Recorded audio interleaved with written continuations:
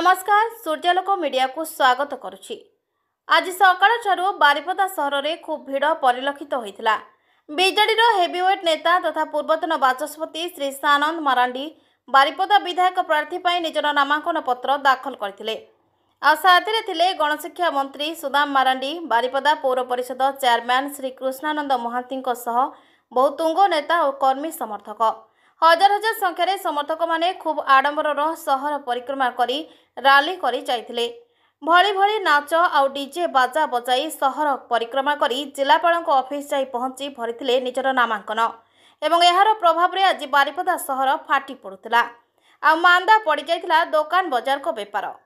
BJD प्रार्थी श्री मारांडी जिलापाल office रो बाहरी निजर वक्तव्य कहले जे ओडिशा रे हेबो नवीन सरकार आउ हेबो सबु साकार, जहा होइनी केउठी हेबो ओडिशा रे बोली श्री मारांडी वक्तव्य रखिथिले। आउ से पई दुलुकी जाउथिला छौ पड़िया ठारू जिलापाल ऑफिस। समर्थक माने खरारे ठिया होई नाचिबा सहित निज प्रिय नेतांको पई धबुल तामसा परिवेषण करथिले। आ श्री सानंद मारांडी मध्य जाई समर्थकंको सह धाबुल तामसारे नाचिथिले।